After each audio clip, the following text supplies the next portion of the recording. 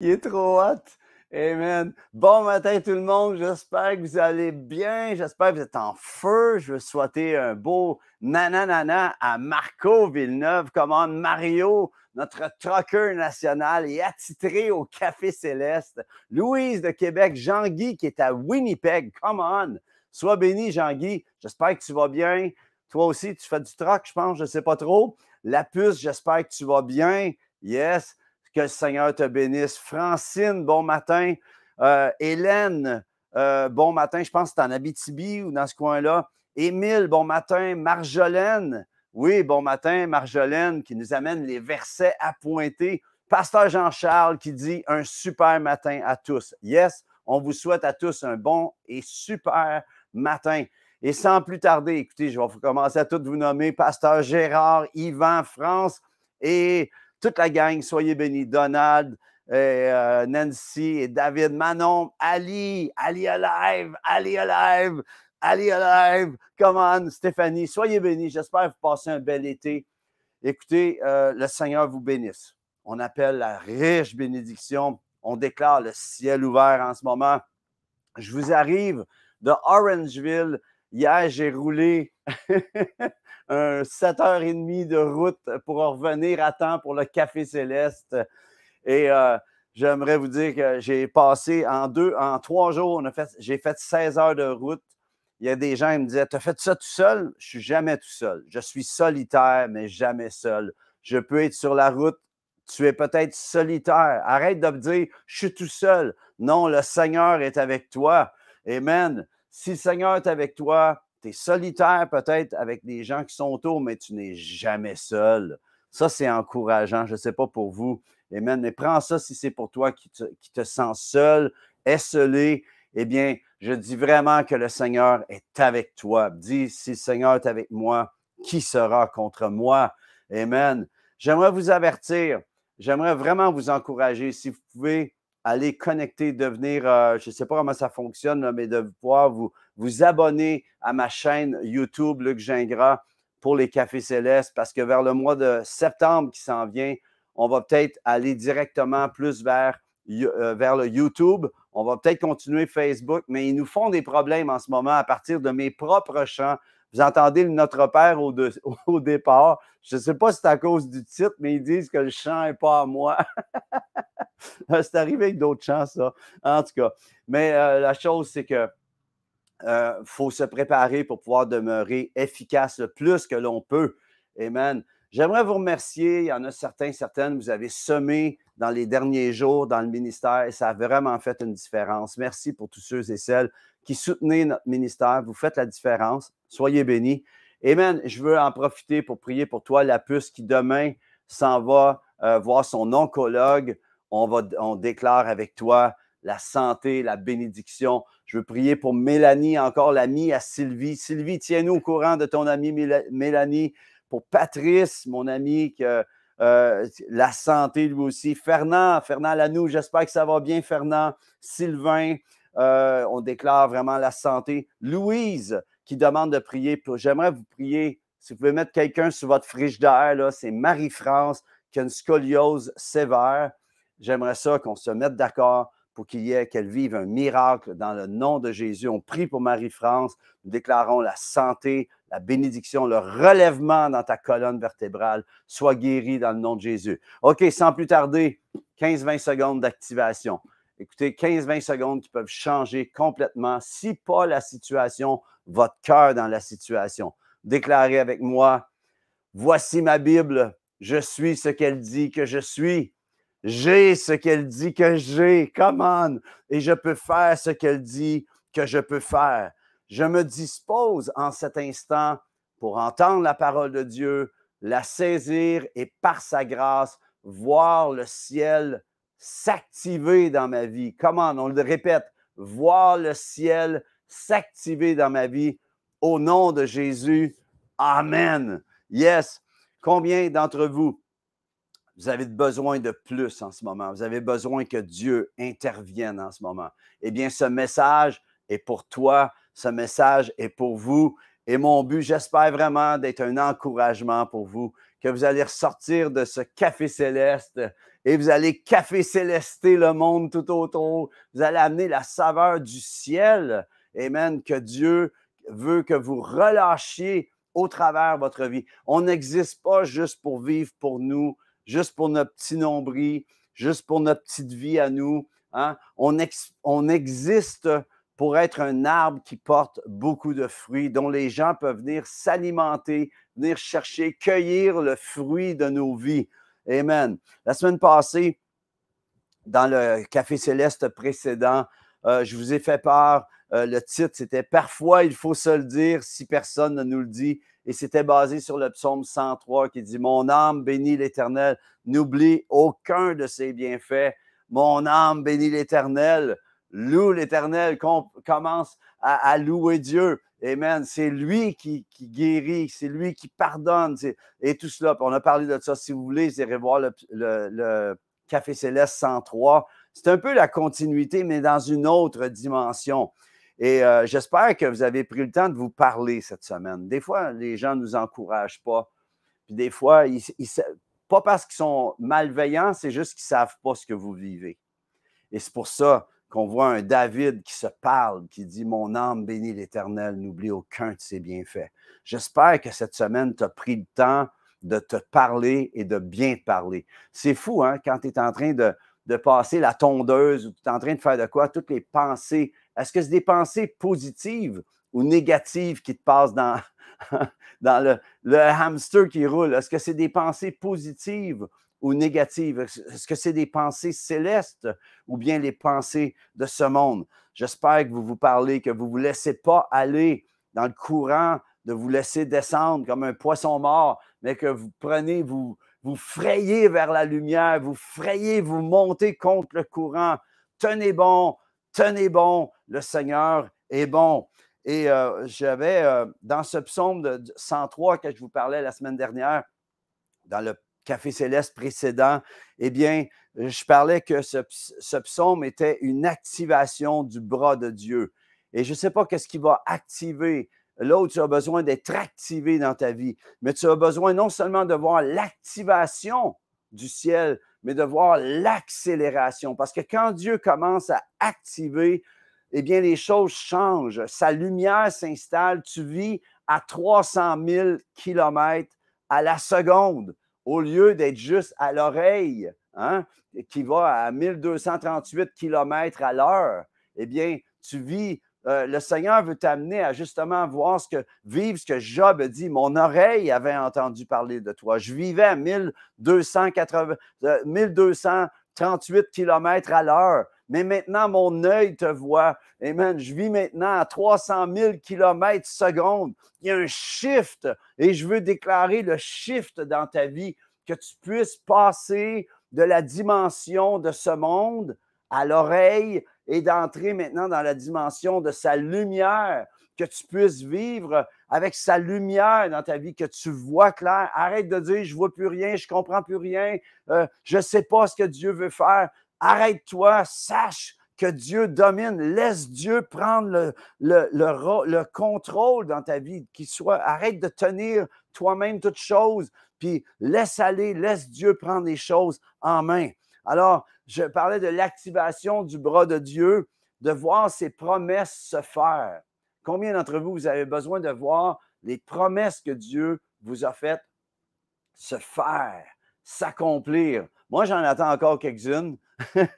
Je ne sais pas pour vous, mais vous savez, il y en a qui, tu sais, on est vieux quand on a plus de souvenirs que de rêves. Puis moi, je continue à rêver. Je pense que je vais continuer toute ma vie. Amen. Je choisis de continuer d'être un visionnaire, d'être un rêveur, de rêver le rêve de Dieu, le plan de Dieu. Amen. Et la bonne question, c'est est-ce que tu vis assez ta foi? Utilises-tu assez ta foi? Est-ce que tu utilises non seulement assez ta foi, mais est-ce que tu utilises bien ta foi? OK? Et utilises-tu ta foi tout court dans les circonstances de ta vie? Alors, j'ai une question à te poser. Quelle est la chose que tu ne vois pas qui continue? OK, je recommence. Quelle est la chose que tu ne vois pas qui continue d'avancer même lorsque toi, tu t'arrêtes?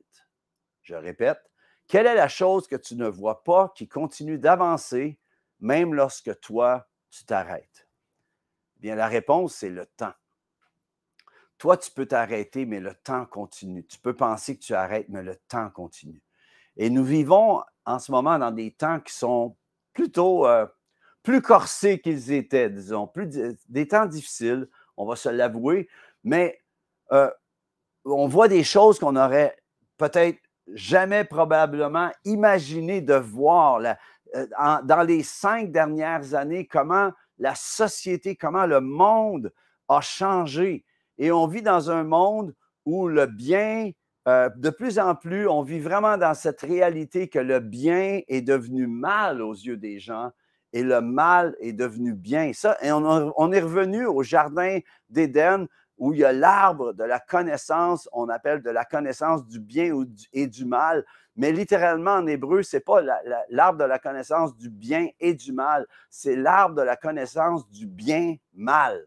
Alors, le bien devient mal et le mal devient bien. Et c'est ce qu'on est en train de vivre en ce moment de nos yeux, on le voit. Et je crois qu'on n'a pas encore tout vu ce qui est en train de s'installer. Et c'est ici que le Seigneur dit dans Éphésiens 5, justement au travers Paul, qui dit « Prenez donc garde de vous conduire avec circonspection », si on peut avoir le verset, s'il vous plaît. « Prenez donc garde de vous conduire avec circonspection ». Quel gros mot!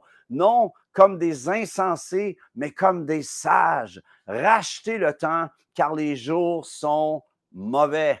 OK? Puis le mot circonspection, ben, j'ai dit, il faut que j'aille voir ça. Qu'est-ce que ça veut dire, circonspection? Quel mot? Eh bien, la définition de circonspection, c'est une attitude de retenue prudente. OK? Donc, c'est de vivre en veillant et avec une hardiesse de comprendre les temps dans lesquels on vit, de saisir. Et justement, Paul dit, prenez donc garde de vous conduire avec circonspection. Et moi, depuis quelques années, je me souviens quand j'étais jeune, je jouais au golf, puis c'était tout le temps, OK, on frappe dans le tapis, notre but, c'est d'être le plus loin possible. Mais avec les années, eh bien, au lieu de frapper des fois le plus loin possible, j'essaye juste d'être dans le milieu du fairway, dans le milieu. Je suis moins loin que les autres, mais si je m'applique, puis si mon épaule suit, puis j'ai de la misère avec l'épaule de ce temps-ci, mais si le corps suit, puis si je joue de la bonne façon, je finis avec un score qui est quand même respectable. Et c'est sûr qu'il y a toutes sortes d'erreurs qui peuvent y arriver sur un terrain de golf, mais dans notre vie, c'est la même chose. Souvent, on veut faire la grosse drive, mais ce n'est pas la drive qui compte, c'est the arrive. C'est d'arriver au green. Puis la chose qui se passe, c'est que pour ça, des fois, il faut réfléchir avant de frapper la balle, la placer au bon endroit. Et le Seigneur veut nous amener à vivre dans cette dimension, de vivre avec circonspection. Il est bien dur, ce mot-là. Une attitude de retenue prudente. Est-ce que tu vis avec la prudence de Dieu? Je ne parle pas de vivre dans la peur, tout ça. Je parle de saisir la prudence de Dieu, que Dieu t'amène. Quand quelqu'un est prudent, il est attentif. Est-ce que tu es attentive à ce que Dieu veut te dire dans ta circonstance? Alors, quand Paul il dit « rachetez le temps, car les jours sont mauvais », je crois qu'on peut prendre cette parole pour les temps qu'on vit en ce moment. Racheter le temps. Et c'est de ça que je veux parler, que le Seigneur veut t'amener en ce moment à racheter le temps, activer, accélérer le céleste pour toi dans ta vie. Alors, comment on fait ça? Alors, c'est de s'ouvrir. Comment on peut racheter le temps? Première des choses, avez-vous déjà vécu une réunion là, qui dure 3, 4 heures, 5 heures, 6 heures, mais c'est comme si ça a duré presque, on dirait juste 1 heure.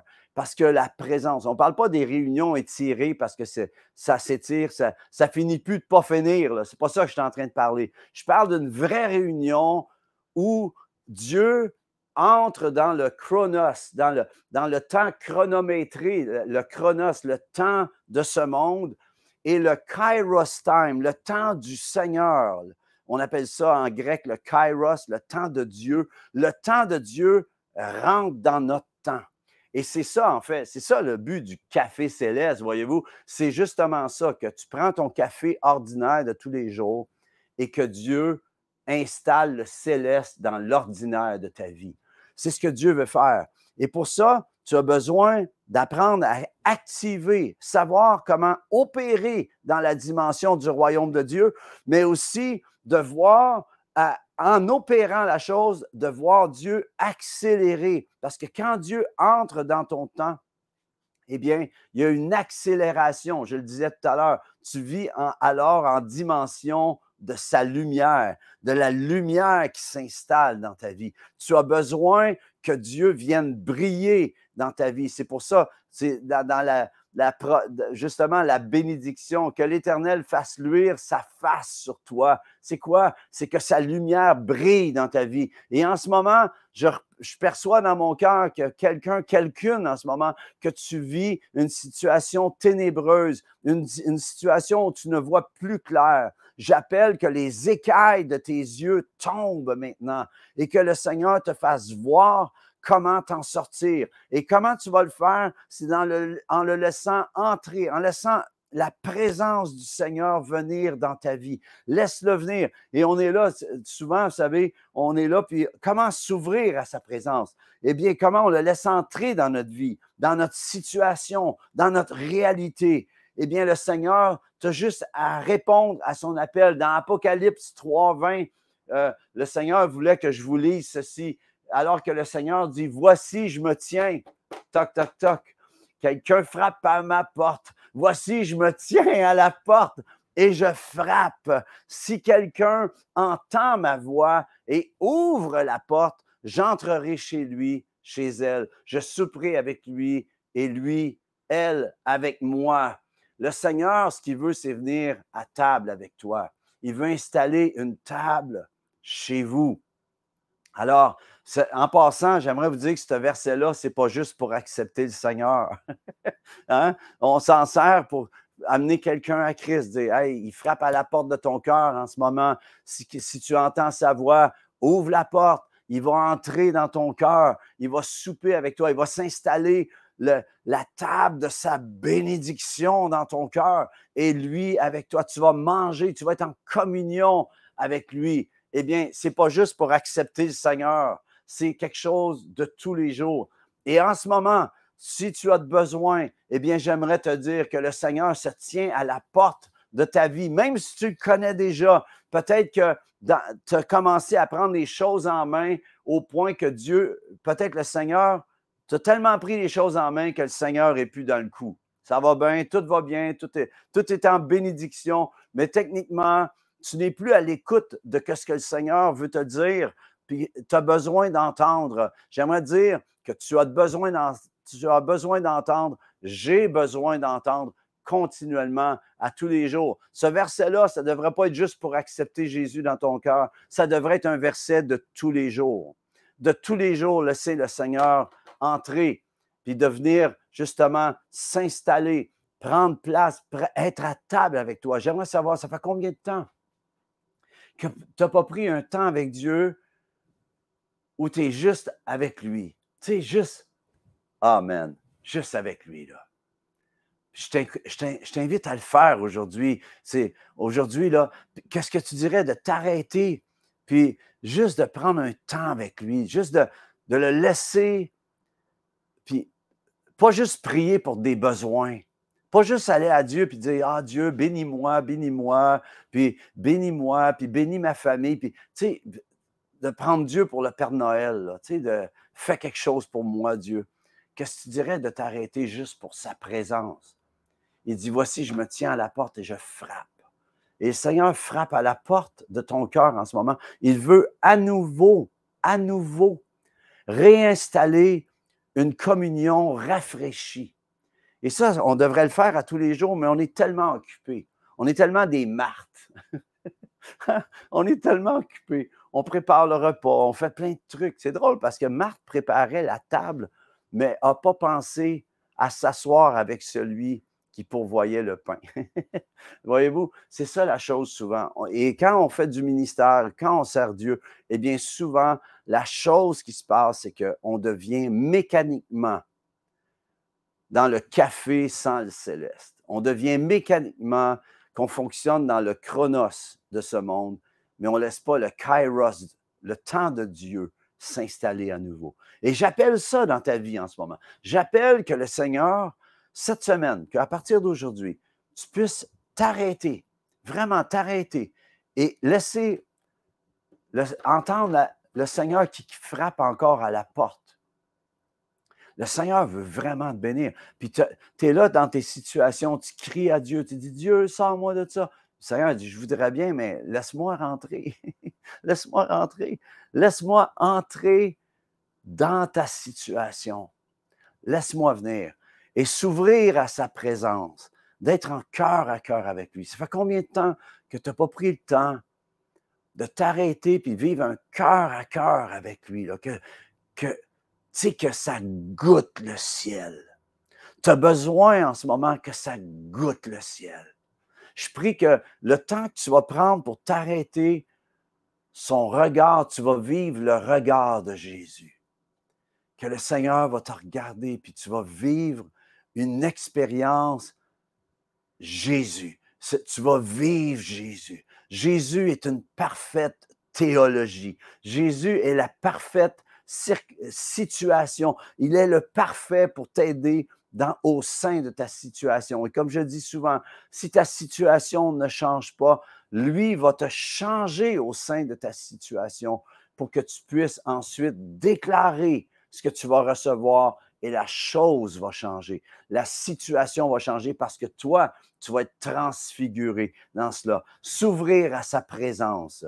Christ est venu en chair, tu vois. Il est 100% homme, 100% Dieu. C'est le mystère de Dieu, nous dit la parole. Sa venue, quand Christ est venu, a littéralement activé le ciel sur la terre en faveur de ceux et celles qui croient. Il y en a qui disent, je ne comprends pas, je crois, mais je ne vis pas le ciel sur la terre. Continue.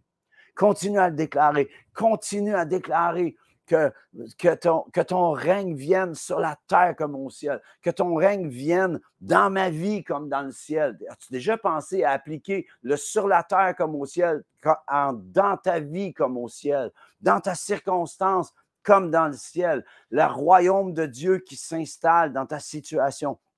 Sa venue a littéralement changé les données, les datas de ce monde. Tu vois, tout ce qu'il a fait, tout ce qu'il a dit, avait pour but d'installer dans ce monde la perspective céleste du royaume de Dieu. Quand Jésus est venu, il ne s'en est pas pris au gouvernement, il ne s'en est pas pris à ce qui ne fonctionnait pas, quoi que ce soit. Oui, il faisait en intervenant directement, mais en répondant par le royaume. Je crois qu'on est appelé, le monde a besoin de voir la révélation des fils de Dieu, des filles de Dieu, a besoin de voir les gens qui croient dans le Seigneur répondent par des signes, des prodiges, des miracles, la présence de Dieu. Tout ce qu'il a fait, tout ce qu'il a dit visait à installer les voies du Seigneur dans le cœur de ceux et celles qui croient. Changer, métamorphoser la géographie de ton cœur, que dans ta situation en ce moment, peut-être tu es dans la vallée en ce moment. J'aimerais te dire, au lieu de te plaindre dans la vallée, commence à le louer dans la vallée. Comme Paul qui était en prison avec Silas, que dans le milieu de la nuit, il a commencé à chanter les louanges de Dieu. Il était en prison. Puis ce n'était pas que des prisons comme aujourd'hui, j'aimerais nous le dire. Mais la chose qui se fait, il a commencé à louer Dieu. Puis à un moment donné, le tremblement de terre, les portes des prisons se sont ouvertes.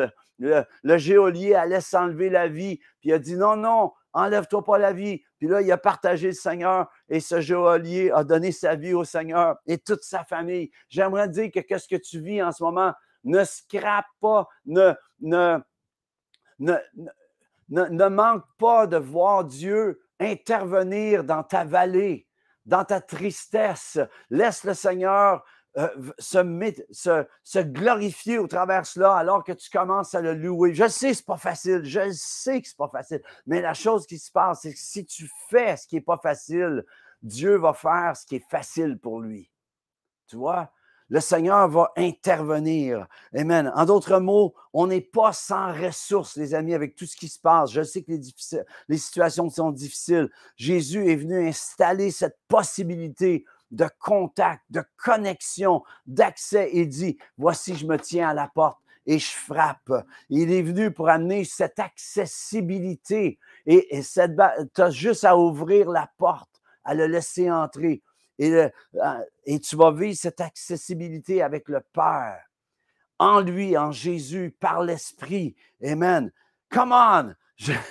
La question, c'est, est-ce que tu t'ouvres encore à sa présence? Est-ce que tu es prêt à revenir à la simplicité de juste sa présence dans ta vie? Est-ce que tu as besoin? Oui, je sais que tu vis une situation, je sais, c'est peut-être la maladie, c'est peut-être la détresse, c'est peut-être l'angoisse, c'est peut-être, tu as peut-être de la misère à dormir. C'est quoi? Je sais, j'ai aucune idée c'est quoi, mais j'aimerais te dire une chose. C'est que tu peux savoir où tu en es par les réactions au sein de tes circonstances. Est-ce que tu réactionnes? Est-ce que ta réaction est selon la parole de Dieu que tu saisis dans ta situation ou tu répètes exactement ce que le monde dit dehors? C'est là que ça se passe pour toi et moi.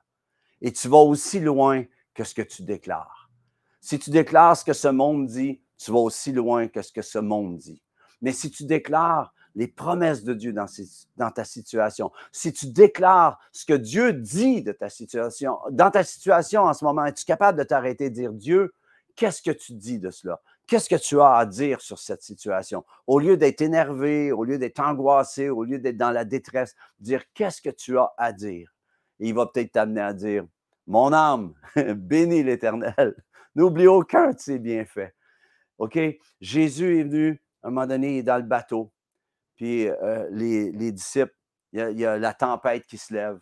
Je termine avec ceci. Puis les disciples pensent qu'ils vont mourir. Puis ils réveillent Jésus. Il dit, Seigneur, nous périssons. Puis Jésus il se lève, puis il commence à menacer les vents. Puis aussitôt qu'il parle, le vent se calme, la tempête se calme, la mer devient paisible. Eh bien, Jésus a dit qu'on va faire les mêmes choses que lui, et même de plus grandes. Et en ce moment, il y a peut-être la tempête dans ta vie. Qu'est-ce que tu dirais? Au lieu de te plaindre, au lieu d'être déprimé, au lieu d'être de penser que tu es sans ressources, de voir ce que Jésus a fait. Peut-être ça a rapport avec Jésus dans le bateau qui menace les vents. Peut-être c'est Jésus qui prend 5 pains, 2 poissons. Tu es peut-être sans ressources. Eh bien, prends 5 pains, 2 poissons, déchire-le, relâche-le, sème à partir du petit peu que tu as et Dieu va t'enrichir, il va commencer à te bénir. Souvent, ce que l'on retient, nous retient. J'aimerais vous dire, ce que l'on retient, nous retient, nous. Je vous encourage d'aller chercher ce que Jésus dit. Jésus a dit des choses, c'était pour installer la dimension du royaume dans ton cœur. Qu'est-ce que tu dirais de prendre la dimension du royaume plutôt que de vivre au niveau des circonstances de ces royaumes tout autour? Laisse le Seigneur prendre vraiment les devants dans ta vie. Et je termine. Il dit, voici, je me tiens à la porte et je frappe. Celui qui ouvre la porte et me laisse entrer, j'entrerai chez lui, j'entrerai chez elle, je souperai avec lui et lui avec moi. Est-ce que tu prends la bonne part qui t'est offerte? J'aimerais te souhaiter en ce moment. Peut-être que tu as besoin juste de répondre à ce cognement, alors que Jésus frappe. Est-ce que tu es prêt à répondre cette semaine? Je t'encourage avec ceci. Écoutez, les amis, que le Seigneur vous bénisse. Peut-être qu'il y en a certaines, vous êtes là, vous regardez peut-être, vous êtes tombé sur le Café Céleste où on vous l'a envoyé. Peut-être que tu ne connais pas le Seigneur. Eh bien, il te dit en ce moment, voici, je me tiens à la porte de ton cœur. Je frappe. Est-ce que tu me laisses entrer? Toc, toc, toc. Quelqu'un frappe à ma porte. C'est Jésus. Laisse-le rentrer en ce moment. Écoutez, les amis, si tu ne connais pas le Seigneur, invite-le en ce moment. Puis si tu as besoin de jaser, écris-moi, je suis là pour toi. Mais fais juste dire, Seigneur Jésus, entre dans ma vie. Viens à table avec moi. Je veux commencer à te suivre. C'est aussi simple que ça, commencer à suivre le Seigneur. Ce n'est pas une affaire de compliqué, c'est juste commencer à marcher avec lui et à le suivre. Il dit, suis-moi. Est-ce que tu es prêt à le suivre? Et toi qui le suis déjà, est-ce que tu es prêt à continuer à le suivre? Parce que ce n'est pas juste de commencer, il faut se rendre jusqu'au bout, jusqu'au jour de son retour. Allez, les amis, soyez bénis. Merci d'avoir été là. J'espère que ça vous a béni. J'espère que ça vous a encouragé. Si vous avez apprécié, faites un petit thumbs up comme ça. Si vous avez vraiment apprécié, partagez-le à quelqu'un qui en aura peut-être de besoin. Peut-être ça va faire du bien à quelqu'un. On espère. Alors, écoutez, soyez bénis, les amis. Je vous aime. Merci d'être là. Merci d'être dans ma vie. Vous êtes un encouragement pour moi. J'espère que je le suis pour vous. Allez, bonne semaine. À bientôt.